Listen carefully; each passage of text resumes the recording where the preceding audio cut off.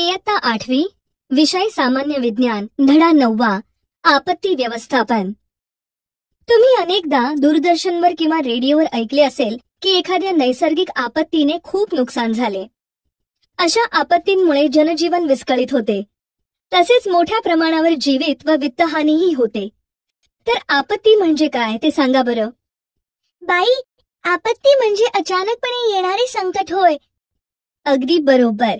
या अचानक उद्भवणाऱ्या संकटामुळे राष्ट्राची किंवा समाजाची मोठ्या प्रमाणात जीवित आणि आर्थिक हानी होत असते. बरं, आपत्तीचे प्रकार कोणकोणते आहेत ते सांगा बरं. नैसर्गिक व मानव निर्मित. बरोबर. आपत्ती नैसर्गिक किंवा मानव निर्मित असतात. नैसर्गिक आपत्तींविषयी माहिती या अगोदरही तुम्ही अभ्यासली आहे. भूकंप, पूर येणे, चक्रीवादळे अशा विविध आपत्तींची माहिती आपण या पाठात करून घेणार आहोत.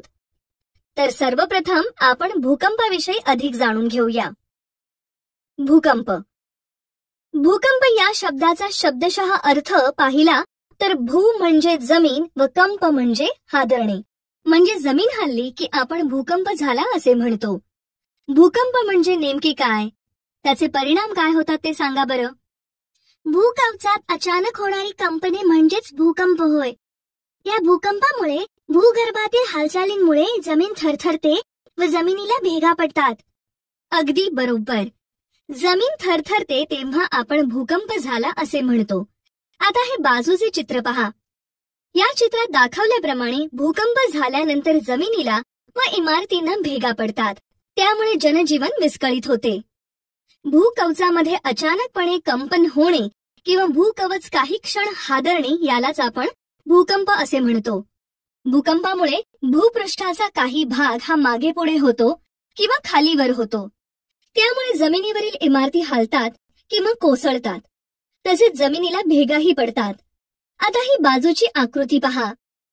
या आकृतीत दाखवल्याप्रमाणे भूगर्भामध्ये निर्माण होणाऱ्या लाटा आणि धक्के जमिनीच्या आत व वरच्या पृष्ठभागावर सर्व दिशांनी पसरतात. भूकंप नाभीवर अगदी सरळ रेषेत भूपृष्ठावर असलेला बिंदू हा भूकंपाचा केंद्रबिंदू असतो. ज्यावेळेस आपण भूकंप झाला असे म्हणतो त्यावेळेस तीव्र स्वरूपातील लाटा किंवा हादरे सर्वप्रथम केंद्रालगत येऊन पोहोचतात. त्यामुळे केंद्राजवळ मोठ्या प्रमाणात नुकसान होत असते. कुठे ना कुठे नेहमी भूकंपाचे हादरे बसत असतात. हे भूकंपाचे हादरे काही तीव्र स्वरूपाचे तर काही सौम्य स्वरूपाचे असतात. आपल्या पृथ्वीवर विध्वंसक भूकंपापेक्षा सौम्य भूकंपाची संख्या ही जास्त असते. राष्ट्रीय भूकंप माहिती केंद्र म्हणजेच नॅशनल अर्थक्वेक्स इन्फॉर्मेशन सेंटर या संस्थेच्या निरीक्षणानुसार पृथ्वीवर दरवर्षी 12,400 ते 14,000 इतके भूकंप होतात. म्हणजेच पृथ्वी ही नेहमी कमी अधिक प्रमाणात हादरत असते, कंप पावत असते. एखाद्या ठिकाणी भूकंप झाला की तो किती तीव्रतेचा झाला हे नेहमी सांगितले जाते. उदाहरणार्थ 6.7 रिश्टर, 4.3 रिश्टर अशा परिमाणात भूकंपाचे मोजमाप केले जाते. हे पहा, भूकंप मापक यंत्र. या यंत्राद्वारे भूकंपाची तीव्रता मोजली जाते.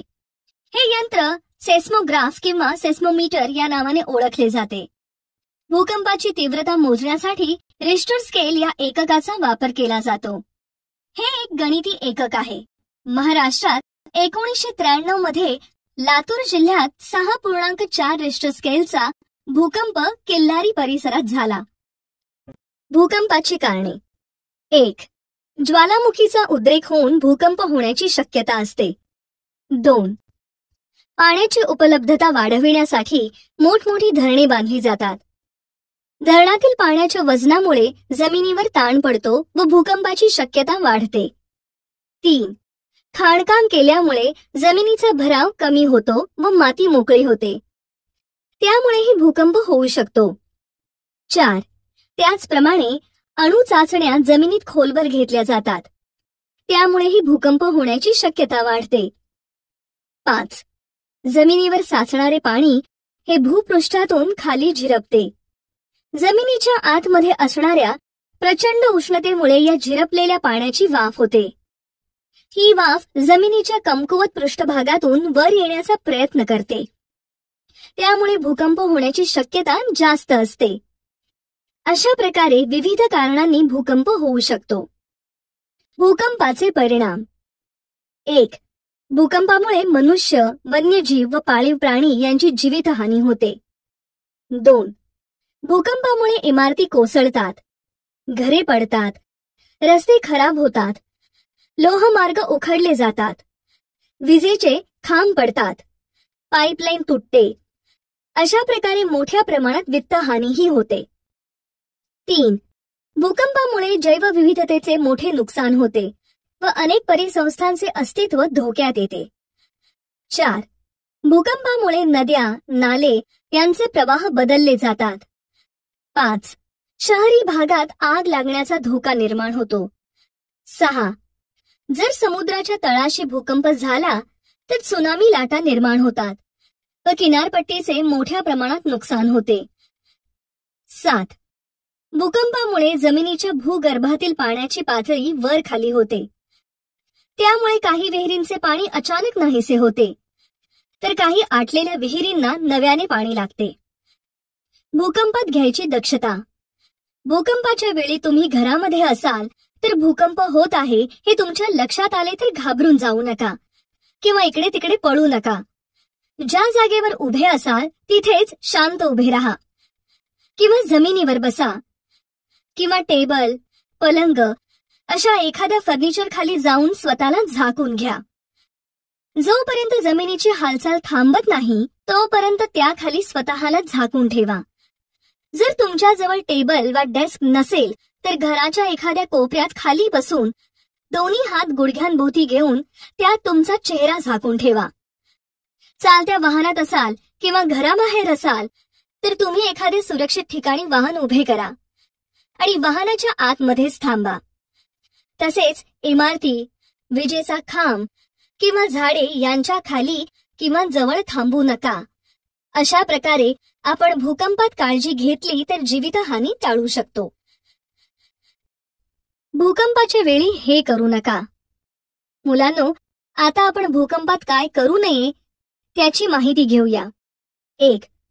भूकंपाच्या वेळी इमारतींच्या लिफ्टचा वापर न करता जिन्याचा वापर केला पाहिजे. 2. एकाच जागी अवघडल्यासारखे न बसता शरीराची हालचाल केली पाहिजे. 3. भूकंपानंतर विजेचे शॉर्ट सर्किट होऊ शकते, त्यामुळे आग लागण्याची शक्यता असते. म्हणून घरातील विजेच्या मीटरचे मेन स्विच बंद करावे. तसेच तेलाचा दिवा, मेणबत्ती, कंदील, काडीपेटी यांचा वापर करू नये. बॅटरी म्हणजेच टॉर्चचा वापर करावा. अशा प्रकारे भूकंपामध्ये आपण काळजी घेतली तर संभाव्य धोका टाळू शकतो. भूकंपरोधक इमारती. भूकंपामध्ये घरे, इमारती यांचे नुकसान तर होते, मात्र जीवितहानी होण्याची शक्यताही खूप असते. त्यासाठी भूकंपरोधक इमारती बांधल्या जातात. त्यामुळे ठराविक हालचाल जरी भूगर्भात झाली तरी इमारतीला धोका पोहोचत नाही. म्हणजेच जमिनीची ठराविक मर्यादेपर्यंत हालचाल झाली तरी इमारत कोसळत नाही. अशा बांधकामांना भूकंपरोधक बांधकामे असे म्हणतात. भूकंपापासून होणारे धोके टाळण्यासाठी इमारतींचे बांधकाम करण्यासाठी भारतीय मानक संस्थेने काही कोड तयार केले आहेत. IS 456 या कोडमध्ये काही नियम नमूद केले आहेत. त्यानुसार बांधकाम केले जाते. तसेच भूकंपरोधक बांधकामासाठी IS 1893 म्हणजेच भूकंपरोधक आरेखनांच्या संरचनांचे मानदंड आणि IS 13920 म्हणजे भूकंप प्रभावाच्या संदर्भात सशक्त कॉन्क्रीट संरचनांचा ताणीय विस्तार. अशा प्रकारे या कोडमध्ये काही मानदंड, नियम ठरवले आहेत. या नियमांनुसार बांधकाम करणे बंधनकारक केले आहे. तसेच बांधकाम भूकंपरोधक करण्यासाठी प्रगत तंत्रज्ञान वापरले जाते. भूकंपाची हानी टाळण्यासाठी काही यंत्रणा आहेत. भूकंपाची पूर्वसूचना आपल्याला त्या यंत्राद्वारे मिळते. त्याकरिता laser ranging, very long, baseline, Geiger counter, creep meter, strain meter, tide gauge, tilt meter, volumetric strain gauge यांसारखी आधुनिक साधने वापरली जातात. आग. मुलांनो, आग लागणे ही देखील एक आपत्ती आहे. आग ही वेगवेगळ्या प्रकारची असू शकते. शॉर्ट सर्किटमुळे आग लागली, जंगलात वणवा भडकला, घरगुती गॅस सिलेंडरच्या स्फोटामुळे आग लागली, अशी अनेक आगीची कारणे असतात. सर्वप्रथम तुम्ही मला सांगा, आग ही नैसर्गिक आपत्ती आहे की मानव निर्मित आपत्ती आहे? बाई, आग ही नैसर्गिक किंवा मानवनिर्मितही आपत्ती असू शकते. अगदी बरोबर. नैसर्गिक किंवा मानवनिर्मित अशा दोन्ही कारणांमुळे आग लागू शकते. उन्हाळ्यात जंगलात उष्णतेमुळे वणवे लागतात. झाडांच्या घर्षणामुळे जंगलात लागणारी आग ही नैसर्गिक कारणांमुळे लागते. तर कधी कधी दंगली होतात किंवा काही वैयक्तिक कारणांमुळे कोणी जाळपोळ करतात, ती मानवनिर्मित आग. किंवा चुकून कधी कोणत्या व्यक्तीच्या हाताने आग लागते. हलगर्जीपणामुळे गोदामात आग लागते. या मानवनिर्मित कारणांमुळे लागणाऱ्या आगी होत. आगीचे प्रकार: घनरूप, द्रवरूप, वायुरूप पदार्थ, तसेच रासायनिक पदार्थ, इलेक्ट्रिकल अशा आग पकडणाऱ्या निरनिराळ्या गोष्टी असतात. त्यावरून आगीची अ, ब, क, ड, ई या वर्गात विभागणी केलेली आहे. आता आपण त्याविषयीची अधिक माहिती करून घेऊया. अवर्गीय आग. घनरूप पदार्थ: लाकूड, कपडे, कोळसा, कागद या सर्वसाधारण ज्वालाग्राही घन पदार्थांपासून जी आग लागते, ती आग अ या वर्गात मोडते.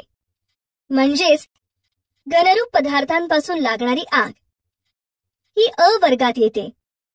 ही आग विझवण्यासाठी थंडावा निर्माण केला जातो आणि ती आग विझवली जाते. ब वर्गीय आग. द्रवरूप पदार्थ: पेट्रोल, तेल, वार्निश, द्रावके, स्वयंपाकाचे तेल, रंग या द्रव पदार्थांपासून लागणारी आग ही ब वर्गात मोडते. हे द्रव पदार्थ पाण्यापेक्षा हलके असतात. त्यामुळे या पदार्थांपासून लागलेली आग विझवण्यासाठी फेस येणाऱ्या अग्निशामकाचा वापर केला जातो. क वर्गीय आग. वायुरूप पदार्थ: तुम्हाला माहित असेल की घरगुती सिलेंडरचा स्फोट होऊनही आग लागते. त्याचप्रमाणे ऍसिटिलीन या गॅसमुळे आग लागते. घरगुती गॅस म्हणजेच एलपीजी गॅस व ऍसिटिलीन यांसारख्या ज्वलनशील गॅसमधून लागणारी आग ही क या वर्गात येते. ड वर्गीय आग. रासायनिक पदार्थ: रासायनिक पदार्थांमुळे लागणाऱ्या आगी ड वर्गात मोडतात. ज्वलनशील धातूपासून लागलेली आग यामध्ये पोटॅशियम, सोडियम व कॅल्शियम आहेत. हे सामान्य तापमानात पाण्याबरोबर क्रिया करतात. तसेच मॅग्नेशियम, ॲल्युमिनियम व झिंक हे उच्च तापमानाला पाण्याबरोबर क्रियाशील होतात. जेव्हा हे दोन्ही गट पाण्याशी संयोग पावतात तेव्हा आगीचा भडका उडतो. ई वर्गीय आग. इलेक्ट्रिकल. इलेक्ट्रिकल सामान, फिटिंग यामधील साधनाने लागलेली आग ई वर्गात मोडते. अशा इलेक्ट्रिकल सामानामुळे लागलेल्या आगी विझवण्यासाठी कार्बन डायऑक्साईड सारख्या आग प्रतिबंधकाचा वापर केला जातो. आग विझवण्याच्या पद्धती. मुलांनो, तुम्हाला माहित आहे की वेगवेगळ्या प्रकारच्या आगी विझवण्यासाठी पद्धतीही वेगवेगळ्या वापरल्या जातात, कारण आगीचे कारणही वेगळे असते. सर्वसामान्यपणे आग विझवण्यासाठी 3 पद्धती वापरल्या जातात. त्या पुढील प्रमाणे आहेत. 1. थंड करणे. आग विझवण्यासाठी सगळ्यात प्रभावी साधन म्हणजे पाणी. पाणी हे सर्वच ठिकाणी मिळते.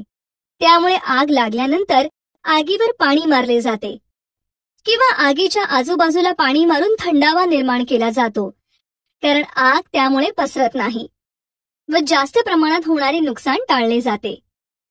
2. आगीची कोंडी करणे. वाळू व मातीचा वापर करून तेल व विजेमुळे लागलेली आग विझवता येते. त्याचप्रमाणे फेसासारखा पदार्थ अशा प्रकारच्या आगीवर फेकला तर आग विझवण्यासाठी मदत होते. ही पद्धत तेलामुळे लागलेल्या आगीवर खूपच परिणामकारक उपयोगी येते. आगीवर वाळू, माती वा फेस टाकल्यामुळे त्याचा पांघरुणासारखा उपयोग होतो. आगीला होणारा हवेतील ऑक्सिजनचा पुरवठा थांबला की ही आग विझते. 3. ज्वलनशील पदार्थ हलवणे. या पद्धतीमध्ये ज्वलनशील पदार्थच आगीपासून वेगळे केले जातात. कारण लाकडी सामान किंवा पेट घेणाऱ्या वस्तूच जर आगीपासून वेगळ्या केल्या तर आगीचे भक्षच नाहीसे होते. जर नुकतीच आग लागली असेल तर ते विझवण्यासाठी स्ट्रीडअप पंप हे एक उत्तम साधन आहे. या पंपाद्वारे आगीवर सर्व बाजूने पाण्याचा मारा केला जातो आणि आग विझवली जाते. आग विझवण्यासाठी अशा विविध पद्धतींचा वापर केला जातो. योग्य पद्धत वापरून आग विझवणे महत्वाचे असते. काळजी व सुरक्षात्मक उपाय. मुलांनो, आता आपण आग लागल्यानंतर किंवा आग लागू नये यासाठी कोणती काळजी घ्यावी ते पाहूया. 1. तुम्ही LPG गॅस वापरता. हा गॅस जेव्हा तुम्ही वापरत नसाल तेव्हा म्हणजेच बाहेरगावी जाताना, रात्री झोपताना गॅसचा रेग्युलेटर बंद करावा. तसंच घरी कोणी नसताना व तुम्ही घराबाहेर जात असल्यास विजेवर चालणारी उपकरणे बंद करण्याची काळजी घ्यावी. 2. तुम्ही आग लागलेली सर्वात अगोदर पाहिली असेल तर जोराने आग आग असे ओरडून इतरांना सावध करा आणि मदतीसाठी बोलवा. 3. आग लागली की तात्काळ अग्निशामक दलाला फोन करून बोलावून घ्या. 4. अग्निशमन यंत्रणा मोठमोठ्या इमारतीत बसवाव्यात. तसेच अग्निशमन टाक्या वापरण्याबाबत योग्य ती माहिती घ्यावी. प्रशासनानेही त्या संदर्भात जनजागृती करावी. 5. प्रथमोपचार हा अत्यंत महत्वाचा भाग आहे. जर भासले असेल तर रुग्णाला आराम वाटेल अशा रीतीने बसवावे किंवा झोपवावे. आगीच्या भाजण्याच्या प्रकारानुसार प्राथमिक उपचार करावा व तात्काळ डॉक्टरांना फोन करून बोलावून घ्यावे. अशा प्रकारे आपण काळजी घ्यायला पाहिजे, म्हणजे आगीपासून होणारे आर्थिक नुकसान व जीवितहानी टाळता येते. दरड कोसळणे. मुलांनो, आता आपण दरड कोसळणे किंवा भूस्खलन या आपत्तीविषयी माहिती घेऊया. तुम्ही पावसाळ्यात काही वेळा बातम्या ऐकल्या असतील की अमुक ठिकाणी दरड कोसळली किंवा एखाद्या ठिकाणी भूस्खलन झाले. भूस्खलन म्हणजे नेमके काय? तर जमीन खचून जाणे म्हणजे भूस्खलन होय. दरड कोसळणे किंवा भूस्खलनाला नैसर्गिक कारणे असू शकतात. तसेच अप्रत्यक्षपणे काही मानवी कृतीही या आपत्तीला कारणीभूत ठरतात. तुम्ही पुणे जिल्ह्यातील माळीण दुर्घटना ऐकली असेल. ती दुर्घटना कशामुळे घडली व त्याचा परिणाम काय झाला बरं? तुम्हाला माहित आहे का? नाही माहित तर मी सांगते. माळीण या गावातील दुर्घटना ही भूस्खलनामुळे घडली. 31 जुलै 2014 रोजी पुणे जिल्ह्यातील आंबेगाव तालुक्यातील माळीण गावात मोठ्या प्रमाणात भूस्खलन झाले. त्यात 151 लोक मृत्यू पावले व मोठ्या प्रमाणात आर्थिक हानी झाली. 44 घरातील 200 पेक्षा जास्त जिवंत लोक जमिनीखाली गाडले गेले. मुलांनो, मोठ्या प्रमाणात मातीचा ढीग किंवा खडक फुटून एखादा कडा पूर्णपणे कोसळतो यालाच दरड कोसळणे असे म्हणतात. दरड कोसळणे किंवा भूस्खलन या आपत्तीला भूकंप, पूर अशी नैसर्गिक कारणे असतात किंवा मानवाच्या काही कृतीही याला जबाबदार असतात. नैसर्गिकरित्या कठीण पाषाणात म्हणजेच खडकात भेगा व फटी असतात. या भेगा व फटींमुळे खडकाचे तुकडे होतात. जास्त पावसामुळे या खडकाच्या भेगा किंवा फटींमध्ये पाणी जाते व खडकाची झीज होते. पाणी त्यामध्ये साचून राहिल्याने खडकाचे वजन वाढते व खडक उताराच्या दिशेने घसरतात व खालील बाजूस जाऊन स्थिरावतात. यालाच आपण दरड कोसळली असे म्हणतो. दरड कोसळण्याची कारणे: 1. भूकंप, त्सुनामी, अतिवृष्टी, वादळे, महापूर अशा नैसर्गिक आपत्तींमुळे दरडी कोसळण्याचे प्रमाण वाढते. 2. त्याचप्रमाणे जास्त प्रमाणात वृक्षतोड झाल्यामुळे जमिनीची धूप होते. 3. डोंगराळ भागात घाटामध्ये रस्ते बांधण्यासाठी खोदकाम केले जाते. त्यामुळे डोंगर कमकुवत बनतात. त्या डोंगराच्या कडेला असणारे दगड किंवा खडक कोसळतात. अशा प्रकारे दरड कोसळण्याची अनेक कारणे आपल्याला सांगता येतील. मात्र या दरड कोसळण्याचे परिणामही जनजीवन विस्कळीत करून टाकतात. तर आता आपण दरड कोसळल्याने काय परिणाम होतात ते पाहूया. दरड कोसळण्याचे परिणाम: 1. दरड कोसळल्यामुळे नद्यांना अचानक पूर येतात व नद्यांचे मार्ग बदलतात. त्यामुळे जीवित व वित्तहानी होते. 2. धबधब्यांचे स्थानांतरण होते. म्हणजेच दरड कोसळल्याने धबधब्याचे पाणी आपली जागा सोडून दुसरीकडे जाऊन साचते. त्यामुळे कृत्रिम जलाशय तयार होतात. 3. दरड कोसळल्यामुळे दरडींच्या पायथ्यालगतचे वृक्ष उन्मळून पडतात. तसेच दरडीच्या उतारावर बांधकामे असतील ती सुद्धा कोसळून पडतात. त्यामुळे दगड मातीचे मोठे ढिगारे, वृक्ष हे खाली सपाट जागेत येऊन स्थिरावतात. त्यामुळे मोठ्या प्रमाणात जीवित व वित्तहानी होते. 4. वाहतुकीच्या रस्त्यावर किंवा लोहमार्गावर दरड कोसळल्यामुळे वाहतूक विस्कळीत होते. त्यामुळे जनजीवनावर परिणाम होतो. 5. भूस्खलन होताना त्यावरील वनस्पती, प्राणी यांसारख्या सजीव सृष्टीचे जीवन नष्ट होते. या नैसर्गिक आपत्ती आपण थांबवू शकत नाही, मात्र पूर्वनियोजन केले तर आपत्तींमुळे होणारी हानी मात्र टाळू शकतो. आपत्ती निवारण नियोजन आराखडा. मुलांनो, तुम्हाला माहित आहे की नियोजन केल्यामुळे काम अगदी सहजपणे पार पडू शकते. शाळेच्या आपत्ती निवारणाच्या बाबतीत नियोजन आराखडा असेल तर मदत कार्य वेळेवर पोहोचवता येते. तर आता आपण आपत्ती निवारण व त्यासाठी नियोजन आराखडा कसा करावा ते खाली दिलेल्या तक्त्याच्या आधारे पाहूया.